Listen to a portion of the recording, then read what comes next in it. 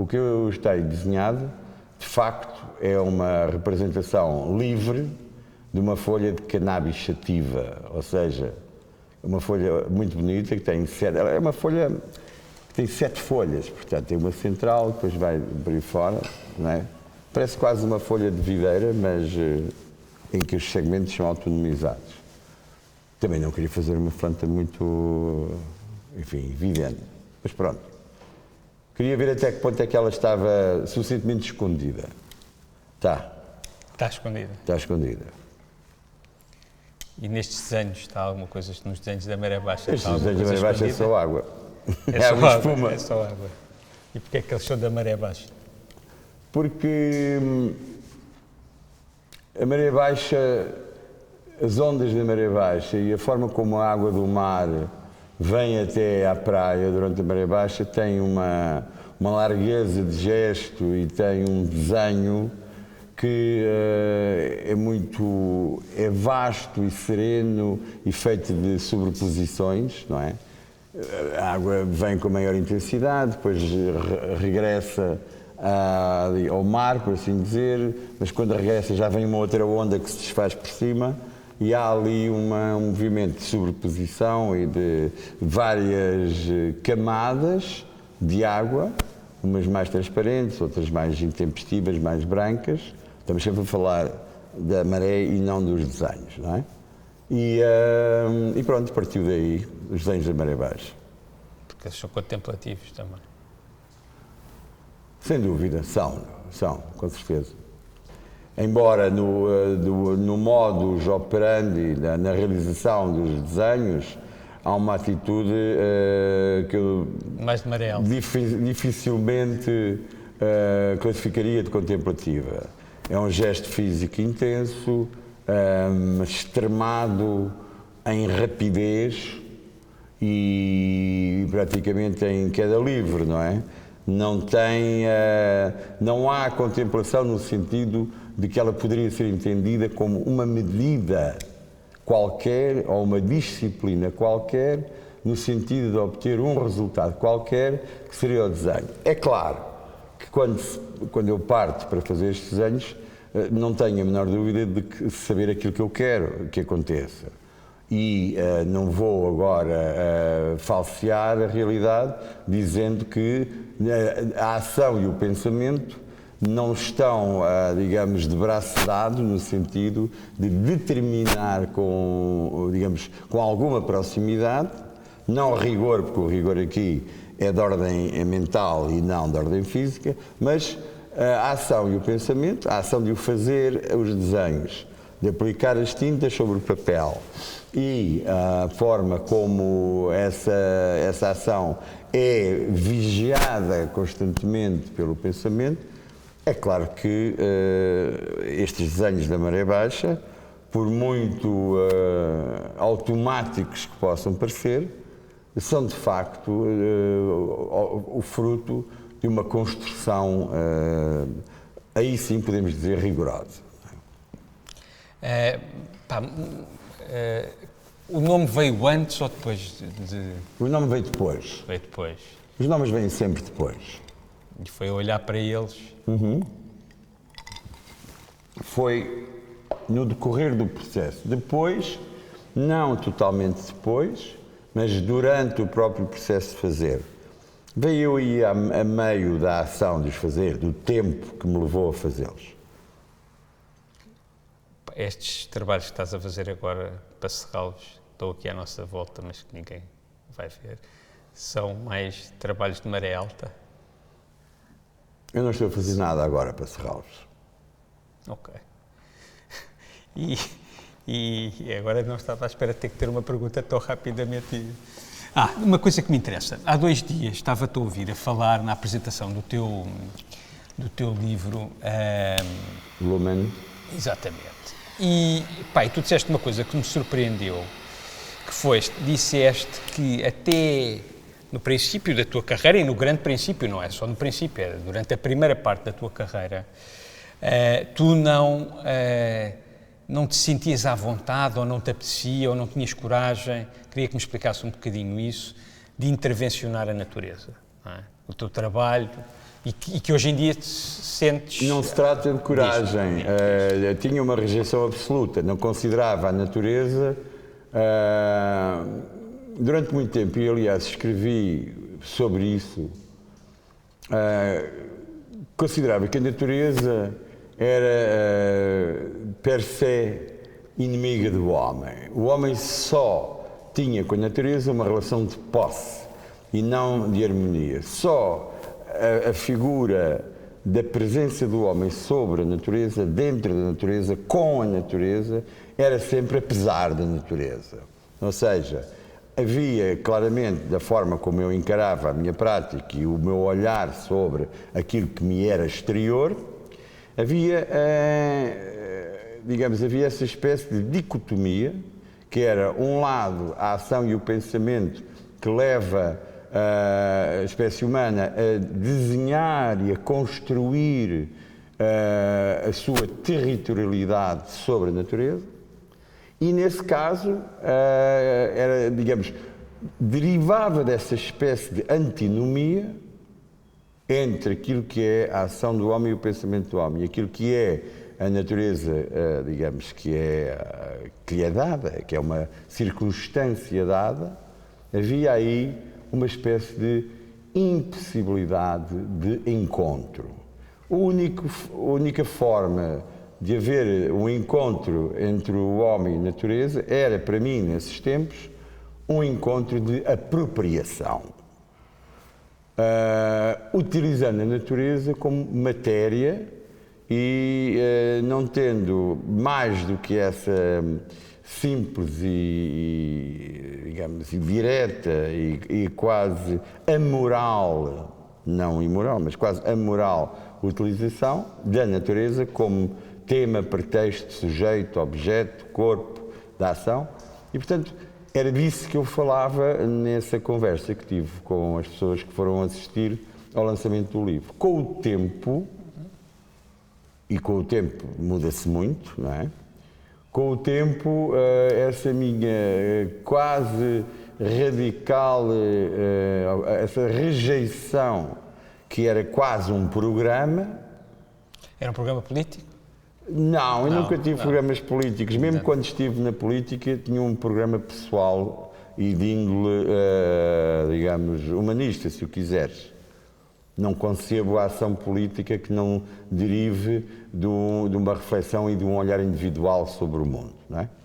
De qualquer forma, para voltar a esse programa que eu tinha de início, um programa claramente, como todos os programas o são, forjado e construído e elaborado no plano intelectual, com o tempo, os anos passaram-se e eu tenho uma aproximação de uma índole diversa àquilo que é a minha relação com a natureza. Ou seja, se antes considerava que a única forma de construir uma relação com a natureza era de me limitar o território da construção da casa e pôr a casa dentro da natureza e a partir da casa como projeção do homem sobre a natureza, ou seja, sobre o mundo, era só a partir da casa que se poderia imaginar uma relação possível com a natureza, antagónica. Lembro-me, inclusive, de ter escrito várias vezes que a natureza era uma criação de Deus, que tínhamos recebido, qualquer Deus, não me interessa, não vamos discutir isso agora, era uma criação estranha e alheia à forma como nós nos vemos, nos conhecemos e nos relacionamos com aquilo que está fora de nós. A única forma que tínhamos, o único ponto possível, o único lugar possível, era justamente o lugar da construção da casa. A casa, repito-me, para isto ficar claro, a casa era, para mim, nessa altura, o desenho da mão humana sobre a natureza, que era uma coisa ou outra qualquer, que não o território do pensamento humano. E a partir dessa afirmação de território, e a afirmação de um território é sempre um lugar do olhar e da forma como nos apercebemos daquilo que nos rodeia, então só era perceptível a natureza a partir da construção do homem. Hoje, para encurtar razões e não nos estendermos demasiado nesta questão, para não corrermos os riscos de entrar em áreas filosóficas demasiado opacas, que não interessa aqui, nem agora, posso dizer que evolui bastante, porque acho que já não sou tão diferente de uma pedra, ou de uma nuvem, ou de um rio. Portanto, devo ter descoberto algures, né, digamos, dentro de mim, esta espécie de equiparação de natureza àquilo que é a natureza. Portanto, já não faço, nem considero importantes fazer marcas territoriais sobre a natureza. Para mim é mais importante fazer parte do movimento da maré baixa e fazer, apesar disso e com isso, fazer os desenhos da maré baixa. Isso é sincrónico com começares a fazer trabalhos em que tu apareces, ou seja, que há autorrepresentação? É sincrónico com o facto de achares que fazes parte? Não saberia responder com precisão a essa pergunta. Não há... eu devo dizer-te que olho para a minha obra ao longo dos tempos e é claro que há momentos em que há um pensamento materializado numa determinada prática que aparece mais do que outros.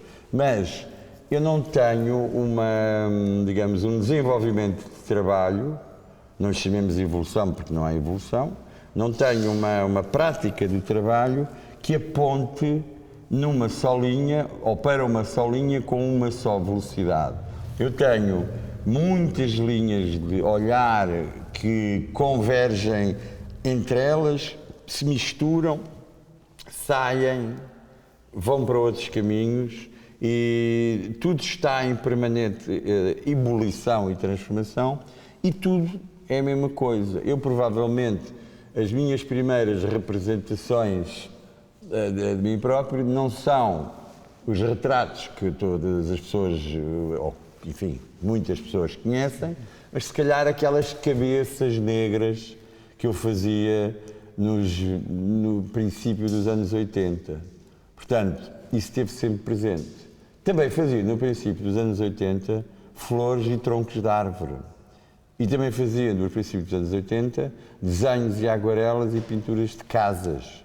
Portanto, o artista faz sempre disse. O artista faz sempre a mesma coisa. Isso por vezes é verdade, por vezes levanta-nos dúvidas. Pois. Que é o que a verdade nos deve sempre fazer, é levantar dúvidas.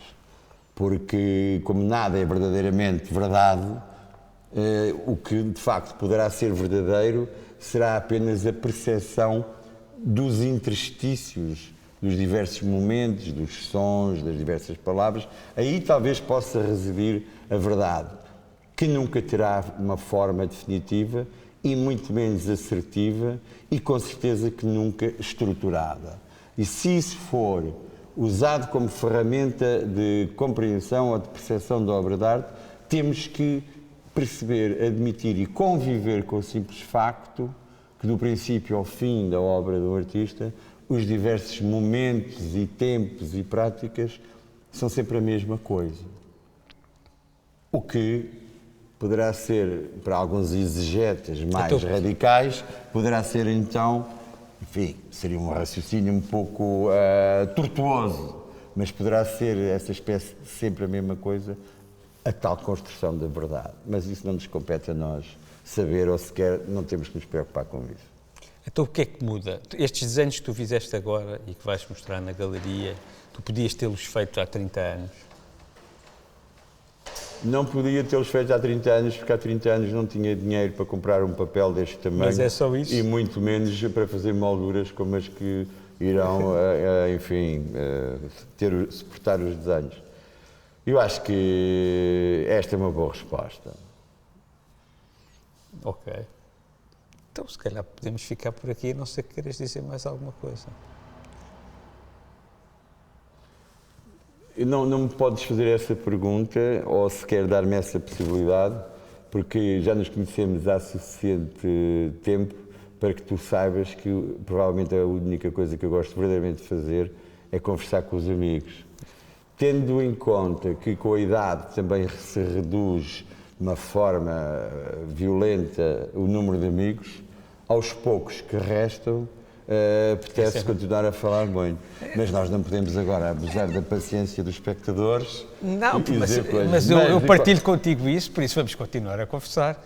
Epá, diz-me o que é que tu gostavas de continuar a fazer? Gostavas de continuar a pintar como te apetece, de uma forma livre? Eu posso Tens algum programa ainda hoje em dia? Não tenho programas e muito menos tenho ambições. Eu vou-me repetir, já disse isto há 30 anos ou 40. Eu não tenho ambições porque sou intrinsecamente ambicioso. As ambições são provavelmente a característica das pessoas que fazem da sua vida uma lista de coisas a atingir. Eu não tenho nenhuma lista de coisas a atingir, nem tenho ambições. Tenho uma vida que não tem em si não tem nenhum lugar para onde hajam fraturas ou fissuras entre os meus diversos aspectos. Não sei onde é que começa a pessoa e acaba o artista, não sei, e portanto é tudo a mesma coisa. Não tenho programas, não tenho ambições, porque sou em absoluto aquilo que sou, e eu ser aquilo que se é, não é possível não se ser aquilo que se é sempre aquilo. Ou seja, não se pode, não há gavetas, não há molduras, não há períodos, não há pontos parágrafos, não há capítulos. Há apenas o enorme e permanente e ruidoso e às vezes silencioso movimento que nos leva sempre para a frente. E isso é uma coisa que tu te obrigas porque sabes que se saíres disso acabas? Ou é uma coisa que é mais forte do que tudo e que te leva a esse caminho? Esta pergunta é interessante porque tem duas questões fundamentais. Primeiro, não há nada mais forte do que eu. Porque tudo aquilo que eu sou é aquilo que é exatamente igual àquilo que serei sempre e que já fui. Não há, digamos, não sou o objeto de qualquer pulsão interior. Sou eu. Não há, digamos, não há desfocagem entre aquilo que seria de uma forma, digamos, absoluta o eu e aquilo que esse eu faz ou é ou diz. Por outro lado. E, portanto, não há nada melhor que eu. E quanto às obrigações, nunca fui uma pessoa de respeitar obrigações. O que por vezes me acarretou grandes dissabores pessoais. Hoje em dia tenho uma obrigação mais maçadora e comezinha e que me acompanha e que me acompanhará até ao final da vida, que é levantar-me todos os dias e picar os dedos para fazer o controle da glicémia. É uma obrigação que eu tenho e que, como obrigação que é, me é dolorosa, porque devo dizer-te que todos os dias às 7h30 da manhã uma pessoa furar um dedo para tirar uma gota de sangue é uma enorme chatice, mas tenho que o fazer. E tu continuas sempre a viver no limite como tens vivido? Não. Posso talvez dizer-te que há coisas que não têm já para mim qualquer interesse. Como? Sair à noite. Não saio à noite, não vou a lado nenhum. E antes saías muito? Antes passava a vida fora de casa. Passei os anos 80 fora de casa. Todas as noites, todos os dias, um após o outro. E chegou ao final da década de 80 e, e nunca mais voltei a sair. Coisa, aliás, que se transformou num martírio quando, por motivos de ordem profissional, me aparecem pessoas que vêm ter comigo, atravessam metade do mundo de avião para vir falar comigo e depois, naturalmente, acontecem aquelas coisas que é normal acontecerem. Vamos jantar fora, depois vamos beber um copo a qualquer lado, depois conversamos um bocado, depois tenho que lhes mostrar este ou aquele aspecto de Lisboa, mas mesmo isso já faço muito pouco.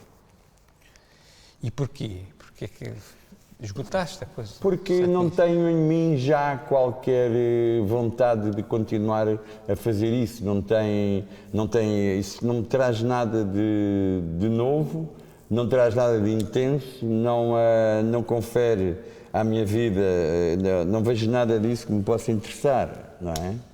E isso... Este gajo também sai pouco de casa. Também sai, faz ele bem. Eu também. Mas, e isso, tu notas que essa mudança também aconteceu no teu trabalho? Falando de coisas que interessam mais. Não, quer dizer, essa mudança que poderia ser superficial e rapidamente, ou de uma forma, enfim, até um bocadinho leviana, entendida como uma forma de, digamos, de um fraquejar, de uma energia que se dissolve. Não, aqui o que há é apenas vontade de fazer outras coisas. Portanto, no trabalho, isso nunca teve qualquer reflexão, porque, primeiro, essa minha mudança de vida diária não é passível de ser entendida como um fraquejar. É apenas um transformar. Sim, mas pode ser e por outro lado, ganho, não tem reflexão no trabalho. E não tem qualquer reflexão no trabalho. Se tivéssemos tido, digamos, ou teremos com certeza, ou terás, noutras circunstâncias, a ocasião de vir aqui ao ateliê tomar um café, no decurso deste projeto, deste trabalho que estou a fazer, e vais perceber que isto digamos, é elétrico. Pois, é elétrico. Não tenho dúvida. não tenho dúvida. Eu ia te perguntar outra coisa que é a maneira como tu olhas para a arte dos outros. Tu tiveste uma coleção que está hoje em dia na Fundação EDP, com o teu nome. Eu queria... tu vais buscar coisas à arte dos outros, tu achas que deves comprar coisas para alimentar o processo de criação dos outros artistas, e tanto nos contemporâneos como nos clássicos. Inevitavelmente, todos os criadores plásticos, os poetas, os músicos, enfim, todas as pessoas que têm uma atividade intelectual ou criativa, inevitavelmente vivem na confluência daquilo que, por um lado, gostam, daquilo que, por um lado, conhecem, daquilo que, por um lado, têm curiosidade. Portanto, não se pode, de alguma forma, de forma nenhuma, direi melhor, não se pode imaginar que qualquer objeto que derive da energia criativa do seu autor, não há objetos que não sejam eles próprios, digamos, a convergência de muita coisa. Da música de Mozart, à música de David Bowie, das pinturas do Barnett Newman, aos objetos do Bruce Nauman. Tudo isso faz parte daquela massa que está sempre em movimento e que é o pensamento que gera aquilo que se faz.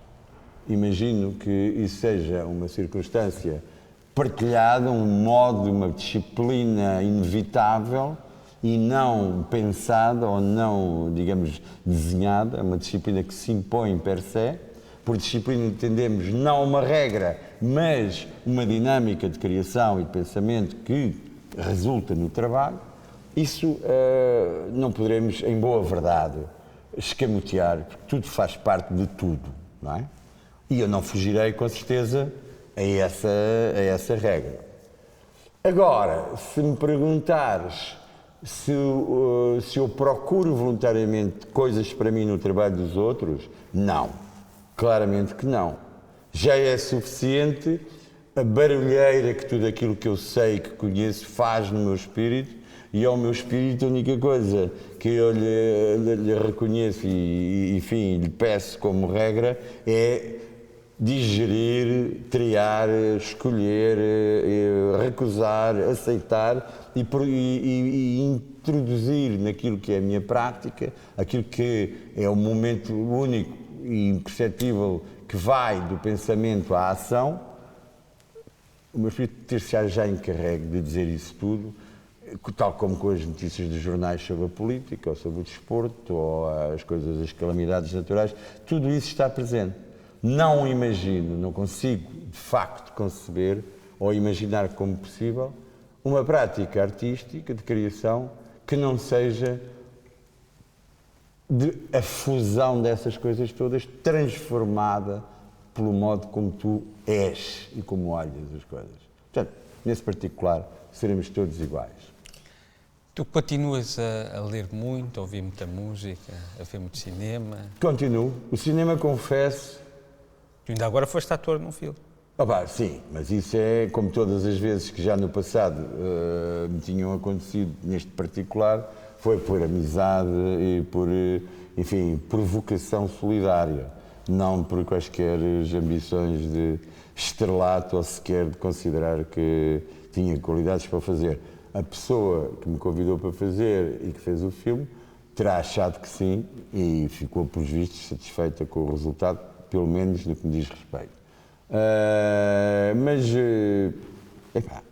Continuo a fazer isso tudo. Como é que não se pode continuar a ler, a ouvir música? Essas coisas fazem parte, digamos, as pessoas que têm um apreço pelo cuidado do corpo, que também é uma forma de performação. Essas pessoas têm interesse pelas novidades nutricionistas, dietéticas, outros exercícios, os desenhos de roupa apropriada que valorizam este movimento ou aquele, ou que protegem, enfim, há uma panóplia de minudências que acompanham as diversas atividades do ser humano. No meu particular, interessam-me aquelas que estão próximas daquilo que eu sou e que gosto. Portanto, não gosto assim tanto como isso de fazer desporto. Gosto mais de beber uns copos e de comer e de fumar uns charutos, que é outra forma de prática atlética, se considerarmos, enfim, a prática atlética como o desfrutar do corpo. Não é? E então desfruto do corpo dessa forma. E naturalmente que isso tem as suas consequências, nomeadamente no trabalho, e não me posso queixar, têm sido ótimas até hoje. Tu falas muito que a tua obra e tu se fundem, mas é engraçado olhar para ti ao longo destes últimos 20 anos, desde que eu te conheço, e tu és uma pessoa que tem conhecida, que tem uma personagem, que as pessoas sabem quem é, etc. Mas depois, em contraponto a isso, tu és uma pessoa, eu arrisco-me a dizer, tímida. E depois ainda há outra questão que pode ser a seguir, que é, tu outro dia falavas comigo sobre as redes sociais. Eu queria saber se a tua não exposição, não é, nas redes sociais, ou até a tua timidez, são qualquer coisa que existe para preservar o teu trabalho, ou se é uma coisa que tu nasceste assim e pronto. Eu ficaria provavelmente mais satisfeito. Mas... Desculpa lá. Carreguei nos botões para isso desaparecer o som. Diz. Eu gostaria de imaginar que a palavra reserva se aplicaria com mais justiça e mais justeza. A justiça não é uma coisa que nos preocupa agora. Claro. Eu acho que poderei ser eventualmente uma pessoa reservada, não uma pessoa tímida. Uhum. Se fosse uma pessoa tímida, duvido que pudesse ter mais prática artística como tenho, porque essa timidez, se fosse apenas de índole social, ok, era uma forma de estar ou de não estar em relação... Acontece em muitos artistas. Exatamente. Que na prática depois artística... E que concentram na sua prática artística toda uma energia, uma força que não aparentemente não é canalizada para outros planos relacionais, como o outro, os outros, etc, etc, etc. Eu não creio que seja uma pessoa tímida, serei provavelmente uma pessoa reservada. E devo-te confessar que se o era já à partida, se já tinha essa característica como índole natural, coisa discutível porque não há índoles naturais, mas enfim, deixemos isto para a próxima entrevista. Mas pratico essa reserva. Devo-te confessar que acho interessante e é uma disciplina interior minha. E dá-te mais discernimento sobre a realidade. Essa espécie de distanciamento permanente que não implica necessariamente nem falta de curiosidade pelos outros, nem falta de solidariedade, mas é apenas, talvez, de uma outra forma, aquilo que se diz que é necessário para analisar ou ver uma boa pintura é dar um passo atrás.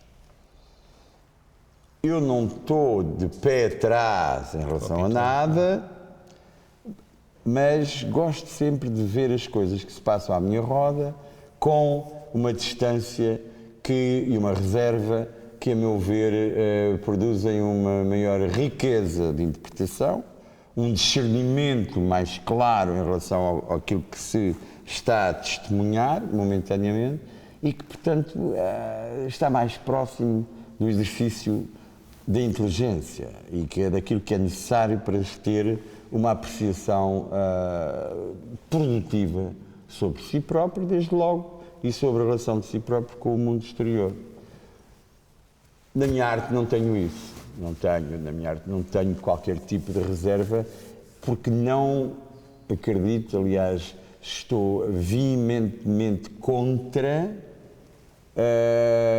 o pensamento de que é preciso ter limites na criação artística.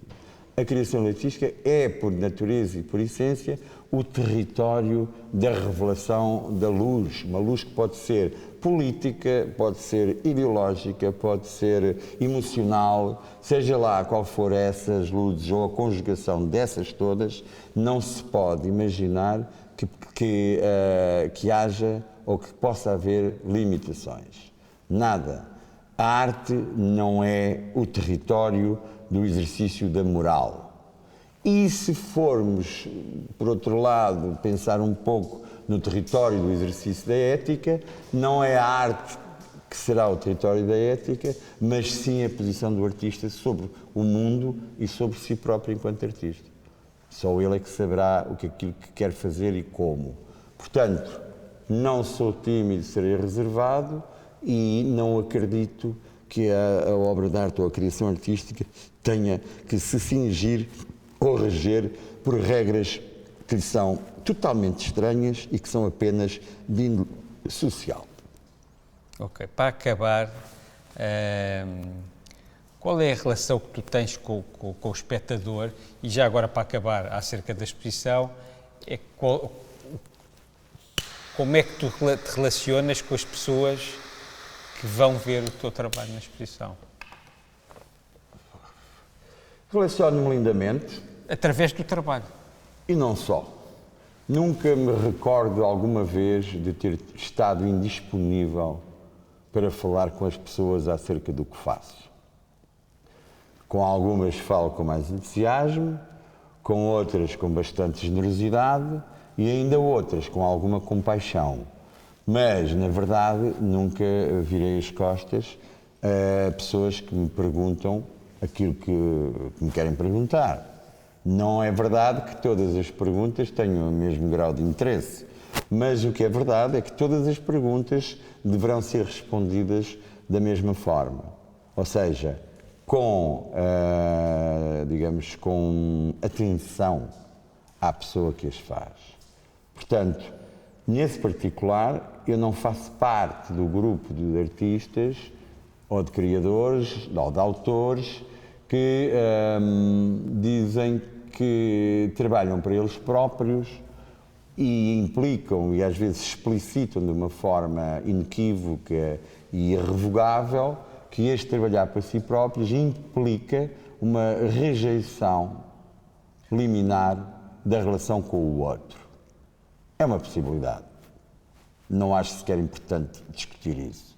No meu caso, não é essa a maneira como eu me vejo e muito menos a maneira como eu procedo. Não é o meu modus operandi com as pessoas que veem os meus trabalhos e que deles me querem falar. Eu acho sempre, estou sempre lá. Nunca recusei pedidos de entrevistas de estudantes universitários e recebo-os cada vez mais no ateliê. Continuam muitos deles, não todos, mas alguns, a enviar-me os seus trabalhos, que eu leio e faço sempre uma nota e mando. Portanto, faz parte desta vocação. E se alguma forma de dizer que a arte tem um input político, neste caso particular, acho que este será, provavelmente, digamos, o modo como esse input político é mais criativo, mais rico e mais produtivo. Ou seja, é justamente nas relações e na energia e na tensão das relações que se criam com as pessoas a diversos níveis, a partir da partilha ou da comunhão da experiência da obra de arte, o território político partilhado dessa comunhão é provavelmente um território, não é? Eu acredito que é o território absolutamente político na sua essência, na sua natureza e na sua corporização. Mas político na maneira como vês político o mundo? Não no sentido, com certeza, de regimentar pessoas em torno desta ou daquela ideia, por muito legítima que ela seja, mas político no sentido original, filosófico do termo, da polis, o sentido da construção da comunidade. Certo? Uhum. Olha, a exposição é dia 20, no próximo dia 20 de setembro de 2019. A inauguração é na Galeria Miguel Navinho, às 10 da noite. E tens mais alguma coisa para dizer sobre a exposição? Não, vamos só dizer a morada da galeria. Rua Tenente Ferreira Durão, número 18B, 1350-315, Lisboa. Vamos.